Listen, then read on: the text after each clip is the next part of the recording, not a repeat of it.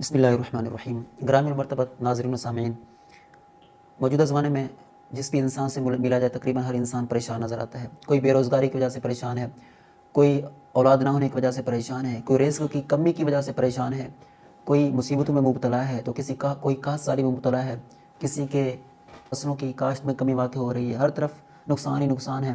کوئی کسی معاملے کی وجہ سے پریشان ہے تو کسی وجہ سے وہ پریشانی میں مبتلا ہے۔ تو تمام مسائل کو حل کرنے کے لیے ایک آسان ترین وظیفہ عرض کرتا ہوں۔ فرائض اور واجبات کی تو پابندی کرنی ہی کرنی ہے، وہ تو پکی بات ہے، وہ لازمی ہے۔ اس کے ساتھ ساتھ جو بندہ استغفار کی کثرت کرتا ہے، اپنے اوپر استغفار کو لازم کر لیتا ہے، استغفر اللہ پڑھتا ہے، استغفر اللہ العظیم و اتوب الیہ، یہ الفاظ ہیں۔ استغفر اللہ الذی لا الہ الا هو الحی القیوم و اتوب الیہ، یہ الفاظ ہیں۔ اور بھی بڑھا سکتے ہیں، کم از کم استغفر اللہ۔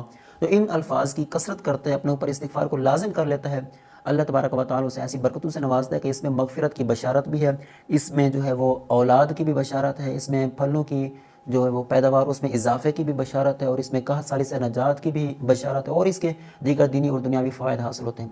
ایک بزرگ ہیں حضرت سیدنا حسن بصری رحمۃ اللہ علیہ، ان کے پاس ایک شخص حاضر ہوا اور اس کی حضور قحط سالی ہے، بارش کی قلت ہے، کافی عرصہ ہو گیا بارش نہیں ہوئی، کیونکہ وظیفہ بتائیں۔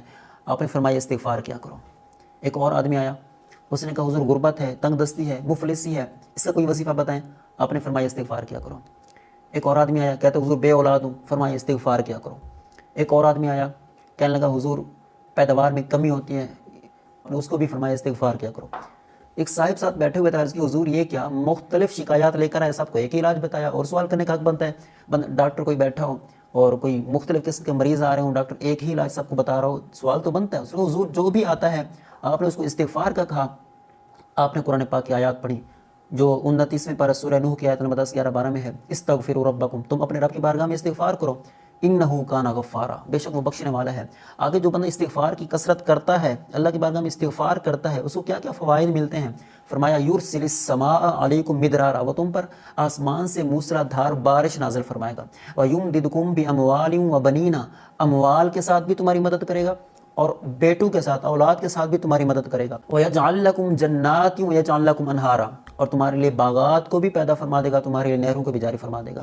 تو بندہ استغفار کرتا ہے، اس کو اتنی برکتیں ملتی ہیں کہ بارش کی کمی ہو وہ بھی دور ہو جاتی ہے، اولاد نہ ہو اولاد بھی نصیب ہو جاتی ہے، مفلسی بھی دور ہو جاتی ہے، تنگ دستی بھی دور ہو جاتی ہے، اور اس کے علاوہ مغفرت کی بشارت بھی ہے۔ جو بندہ استغفار کرتا ہے، ظاہر ہے اللہ تعالیٰ سے اپنے گناہوں کی معافی مانگتا ہے، اللہ تعالیٰ بخشنے والا مہربان، اس کے گناہوں کو معاف بھی فرما دیتا ہے۔ خود نبی کریم صلی اللہ علیہ وآلہ وسلم کا اس حوالے سے فرمان بھی ہے، جس کا مفہوم ہے کہ جو بندہ اپنے اوپر استغفار کو لازم کر لیتا ہے، اللہ تعالیٰ اسے پریشانیوں سے نجات بھی دے دیتا ہے، اس کے گناہوں کو بھی معاف فرما دیتا ہے، اور اسے ایسی جگہ سے رزق عطا فرماتا ہے جہاں سے اس کا گمان بھی نہ ہو۔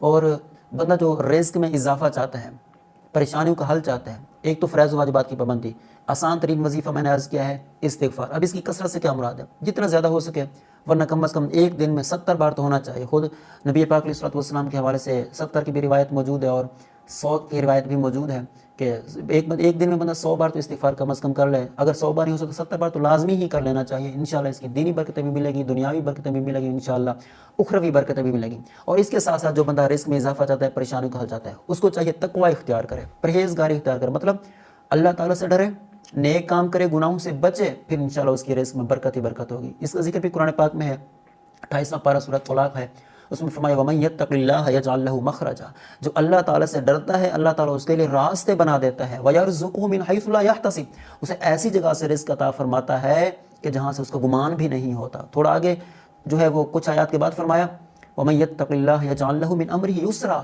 جو اللہ تعالیٰ سے ڈرتا ہے اللہ تعالیٰ اس کے لیے آسانیاں پیدا فرما دیتا ہے، اس کے معاملات آسان فرما دیتا ہے۔ تو فرائض اور واجبات کی پابندی کرنی ہے انشاءاللہ، اور تقوی اختیار کرنا ہے، نیک کام کرنا ہے، گناہوں سے بچنا ہے، اور اپنے اوپر استغفار کو لازم کرنا ہے، انشاءاللہ دنیاوی برکتیں بھی ملے گی، آخرت کی برکتیں ملے گی۔ اللہ عز و جل ہم سب کو اس پر عمل کرنے کی توفیق عطا فرمائے۔